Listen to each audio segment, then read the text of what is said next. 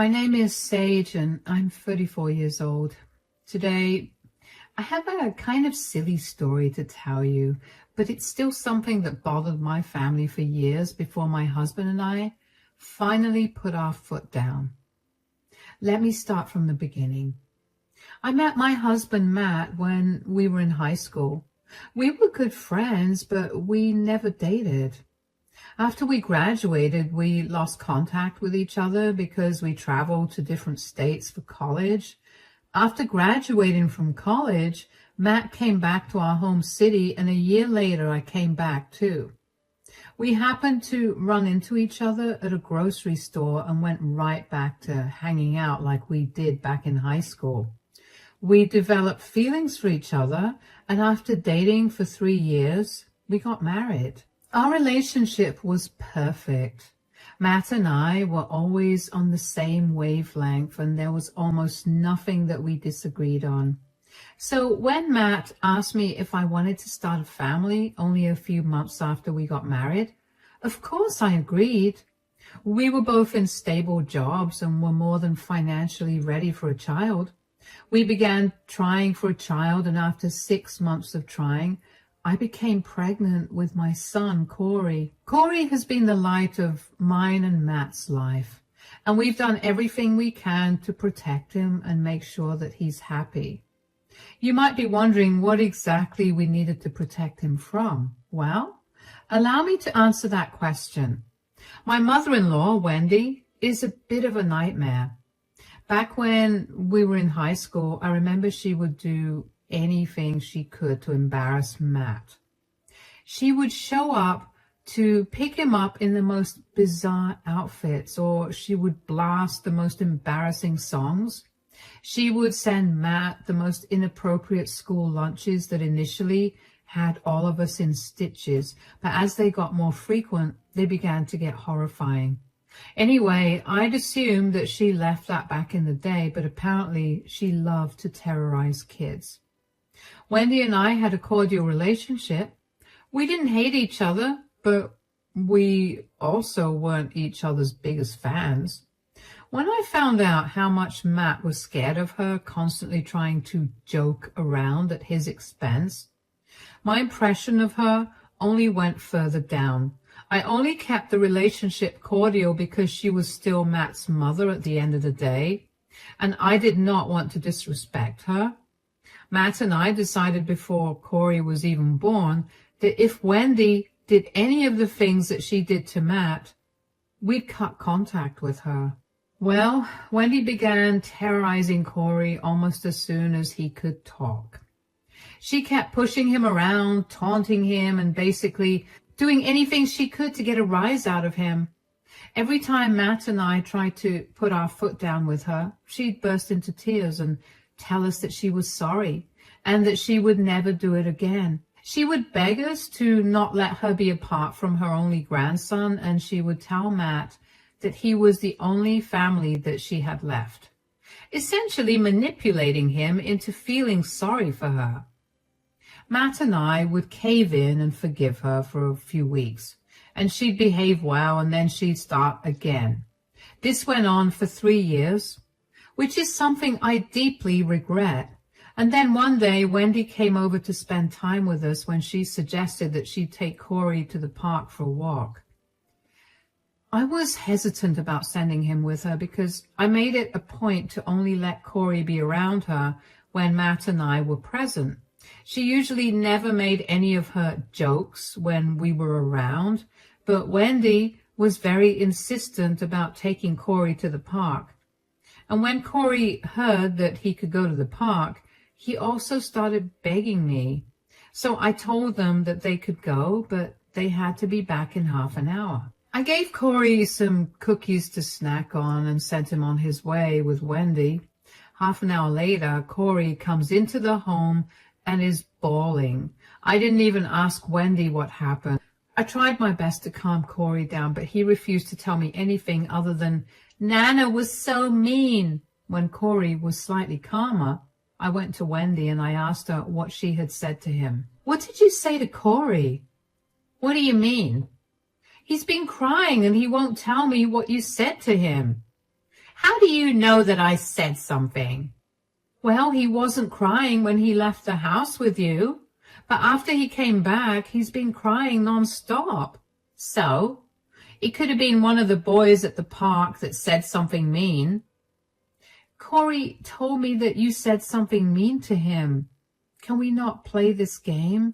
Just tell me what you said. I didn't say anything mean. I was just pulling his leg. Corey, sweetie, come here. Yes, Mama? What did Nana tell you? Please tell me. I promise neither Nana nor I will yell at you, okay? Nana said that I was an ugly duckling and that I will remain ugly forever because I did not share my cookies with her. What? Wendy?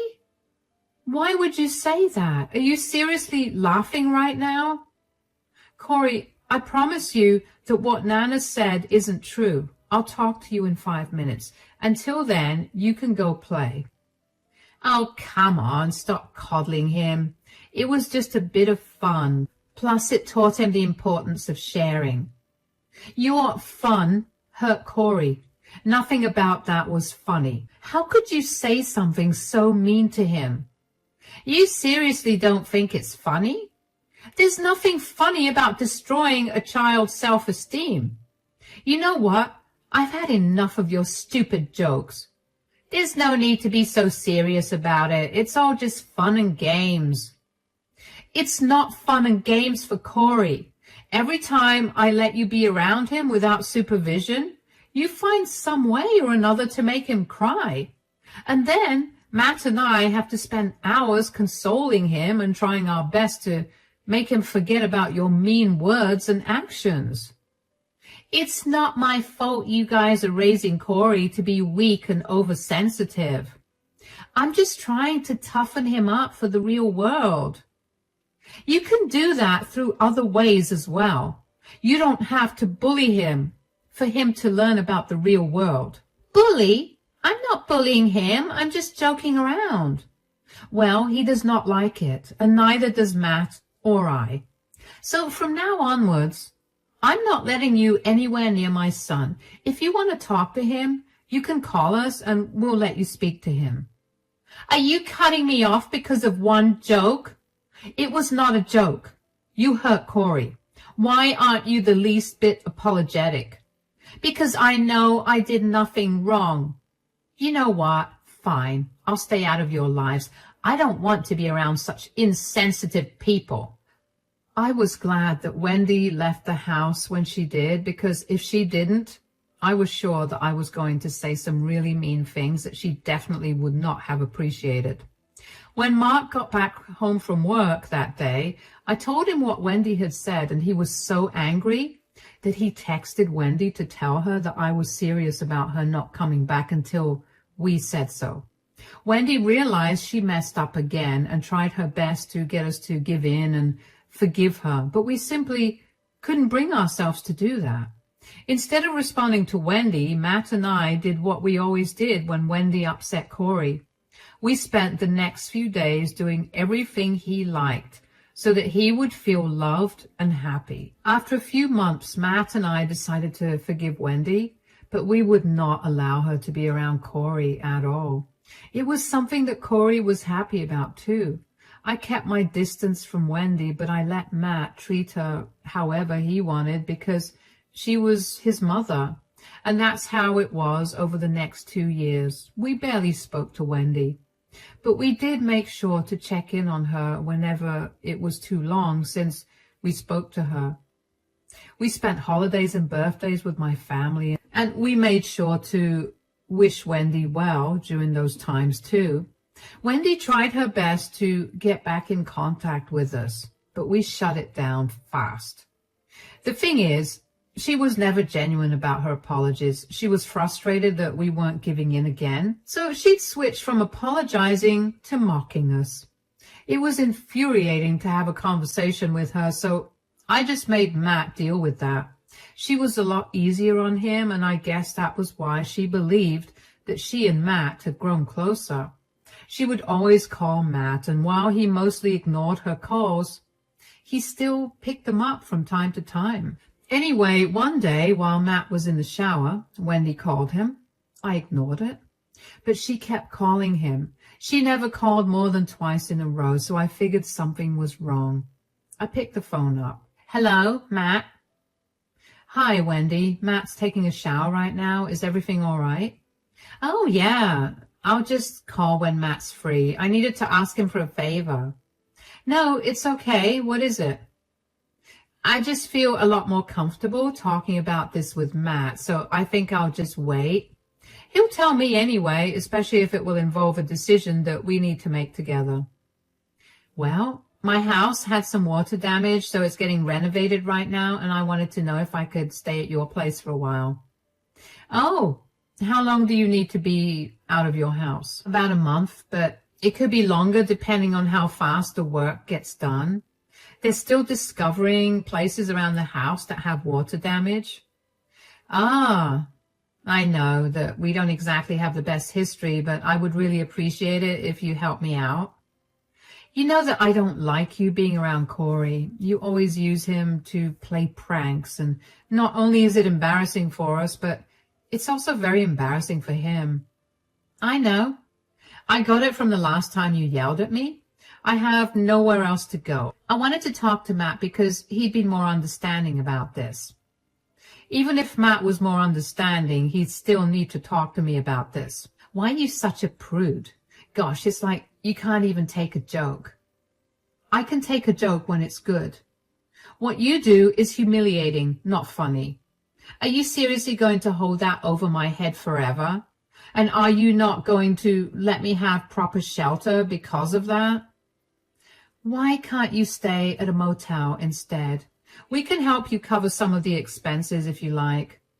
Why would I stay in a motel when my son lives in the same city as me and has a house with a spare bedroom in it?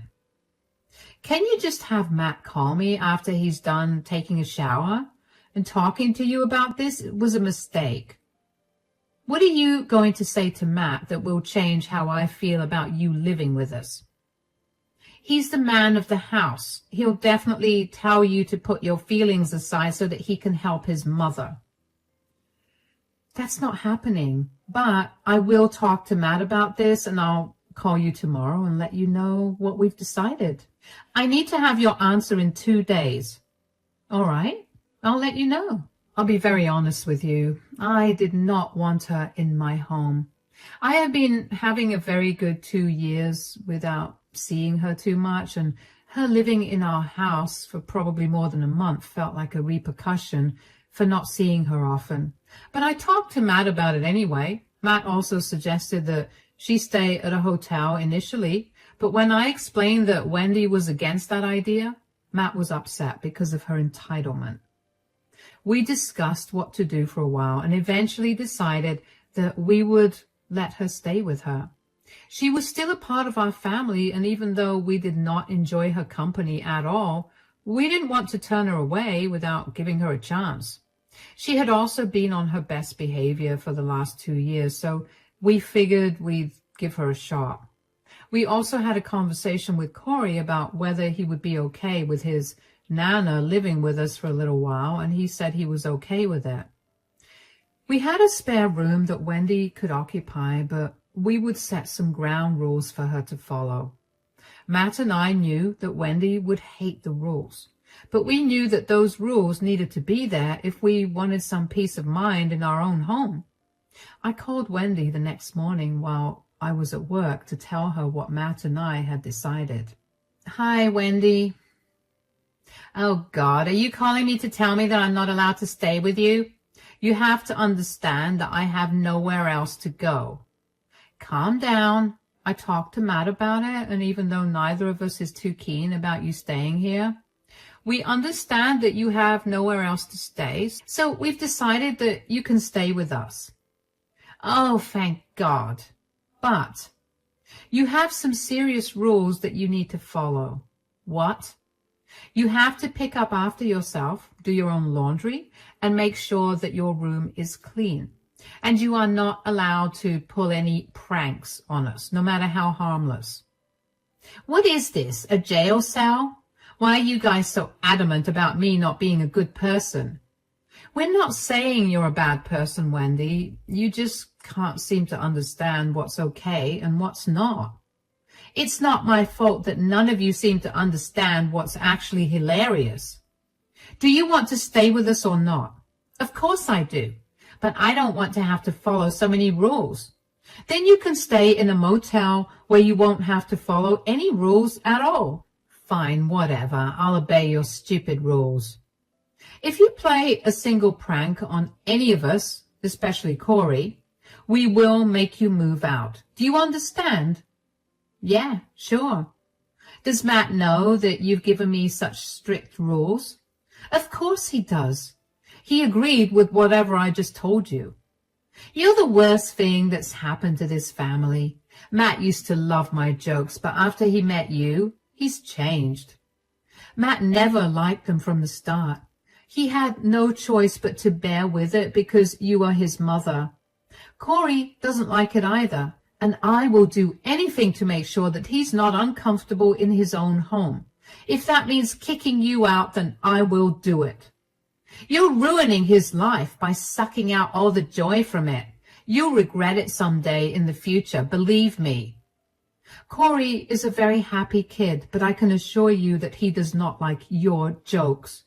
If you still have a problem with our rules, you can simply not stay with us. No, I want to stay with you. I was stating my opinions. Fine. We'll see you here tomorrow then. Of course, I wasn't expecting Wendy to listen to all the rules I set up, but I really only wanted her to listen to one rule, and that was about her pranks and jokes. Wendy came over the next day and was cold towards me, but I didn't care. I kept Corey away from her as much as I could, and whenever Corey had to be around Wendy, like during dinner or TV time, either Matt or I would be present. Wendy's stay at our place ended up extending past a month, and even though I wasn't happy about it, I didn't mind too much.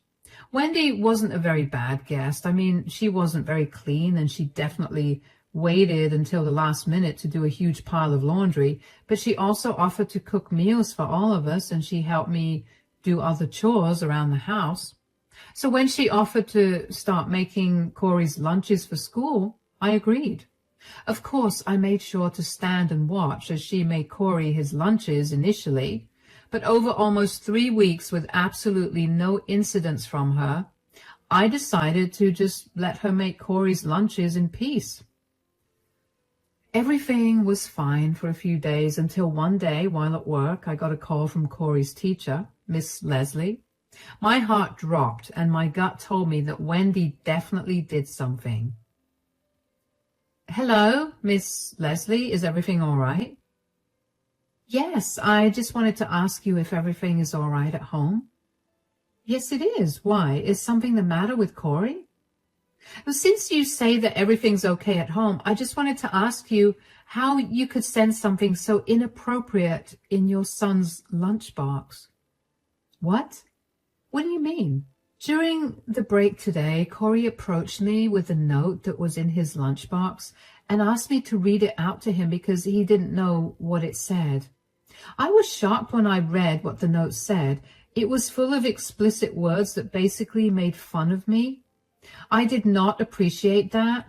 I will have to take this matter up with the principal and probably the school board. Oh my God, I'm so sorry that happened. I can assure you that neither I nor my husband did that.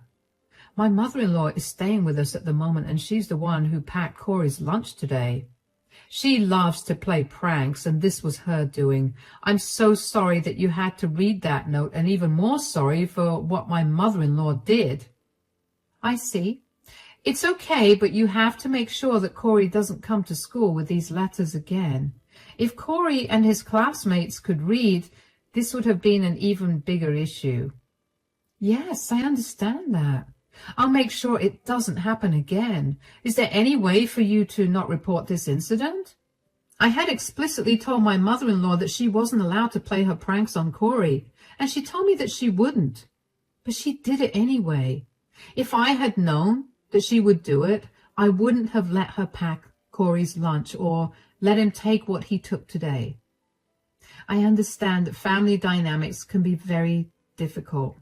And while I understand that this was not something that you or your husband did, I will still have to report you for it. You will need to come to the school today and talk to the principal about this too. All right. Will this affect Corey's admission in any way? Since you've said that neither you nor your husband did this, I highly doubt that it will affect Corey's admission, but there will be a little more attention given to him because we cannot have this happening again. Okay, that's no problem then. I'll make sure to take better care of Corey, and I'll talk to my mother-in-law about her actions as well. Also, as Corey's teacher, I feel like it's my place to tell you that someone like your mother-in-law is not exactly the best influence on Corey. He could pick up a lot of bad behaviors from her, which would only affect him in the long run. Yes, I know. My mother-in-law is only staying with us because her house is being renovated. Corey isn't her biggest fan because he hates her pranks too. I'll make sure to keep her away from him anyway. That's good. Will you be able to make it to school in an hour? Yes, I'll be there. My face was red, and I didn't know if it was because of embarrassment or anger. I immediately called Matt and explained what had happened. We took the rest of our days off and made our way to Corey's school. When we got there, Miss Leslie had Corey standing with her while we sat with the principal. The principal handed us the note that Wendy had sent Corey, and it was exactly like one of the notes that she'd send Matt when he was in high school. It had a lewd joke at Miss Leslie's expense and a very unflattering caricature of a woman with reference to that joke. For the next hour or so, Matt and I spoke to both the principal and Miss Leslie about how inappropriate the note was. They reminded us of the school policies and told us that they were only letting it go this time because this was the first time. The principal was very firm when he told us that if Corey came to class with another inappropriate note like the one that he had brought in that day, they would be forced to expel him. Of course, Matt and I promised him that it wouldn't happen again, and that's when both the principal and Miss Leslie began to ask more questions about Wendy. They asked Matt and me first, and then Corey, and it became pretty clear to them that none of us liked Wendy or her antics. The principal then went on to berate us for tolerating Wendy in our lives for so long when she'd been so horrible to Corey almost all his life. Matt and I were ashamed, but we also recognized how right he was. We had let Wendy manipulate us for too long, and our son suffered at her hands. We left the office with Corey in our arms, and we took him out for ice cream and made sure he was doing okay before we went back home. When we got home, Wendy was standing at the door waiting. "How was school, Corey?" "Corey, sweetie, go to your room. Mommy has to speak to Nana." "What's wrong?" "What's wrong? What's wrong? Do you know how much trouble you almost got Corey in today?" "What do you mean?" "Do not play dumb, Wendy. We were called into Corey's school because of the note that you put in his lunchbox." "Why did you do that? Do you know how embarrassing that was for us?" "Oh, come on, that was just a joke. Why is everyone so uptight? I'm sure his teacher got a good laugh out of it." "You think his teacher got a good laugh out of you calling her fat and ugly, among many other explicit words?" "I would have laughed." "Nobody cares about that. Nobody cares about what you find funny or not, Mom. You almost got my child thrown out of school because you thought something was funny." "Geez, when did you get so uptight? You used to love all my jokes." "I liked them when they weren't embarrassing or hurtful, but this is crossing way too many lines. Sage and I had to sit in front of the principal today and listen to him and Corey's class teacher berate us for the note and for letting you near him." "So let them say what they have to say. You're not going to listen to them, are you?" "Of course I'm going to listen to them. I've tolerated enough of your humiliation, and it's time for you to go." "What? You're choosing some humorless loser's words over your own mother?" "No, I'm choosing my son over your humorless gags. You need to get out of our house. and out of our lives for good. I don't ever want to see your face again." "You can't be serious. You're my son. You can't just abandon your mother this way. Sage, say something." "We warned you before you came to stay with us that we would kick you out if you played any more pranks. You agreed to not do it either, and now that you did, you need to face the consequences." "Fine, you can kick me out of the house, but you can't kick me out of your lives for good. I promise I won't do this again." "You've made this promise 1,000,000 times already, and every single time you've broken it. Why would I believe you now?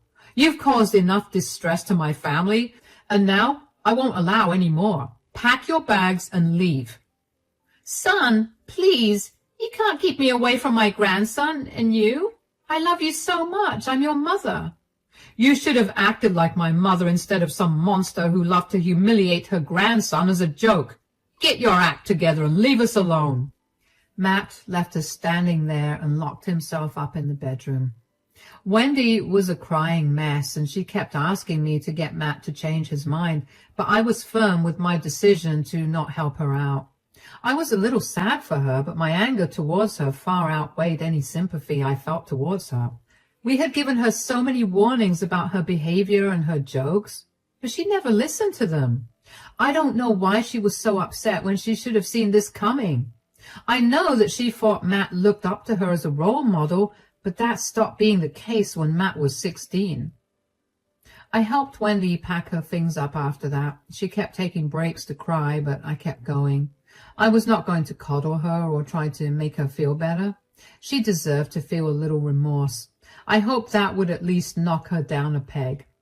I hope she used this as a lesson to be more considerate of other people's feelings. I thought about this while I was packing Wendy's things up, but those thoughts were swiftly gone when, right before she left, Wendy looked at me with spite and told me that she was going to fight to get her grandparents' rights over Corey because she was going to be in our lives whether we liked it or not. She was never going to change. The next few weeks was spent hiring a lawyer to fight against Wendy because she really did try to fight for her right to visit Corey. However, Corey explicitly stated that he did not like Nana and did not want to be around her. Along with that, I got reports from Corey's school about Wendy's inappropriate gag. That was enough for Wendy's request for visitation to get denied. Wendy was fuming at that. She kept trying to contact us to tell us that she was never leaving our lives. She even went as far as to show up at our house at random times just to knock at our door and scream like a banshee. Initially, Matt and I ignored her, but when we noticed how terrified Corey was getting, we decided to file for a restraining order against Wendy. Once we were granted that, Wendy stopped coming around. That did not stop her from blasting us on social media for being horrible people with no sense of humor or care for their family. Matt and I decided to block her and move on with our lives. Knowing that Wendy isn't going to be a part of our lives for a very long time is a very comforting thought. I feel a lot more at peace, and Corey is even happier.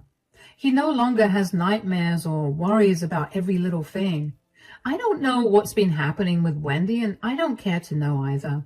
We're back to being the perfect, happy family, and there's nothing better than that.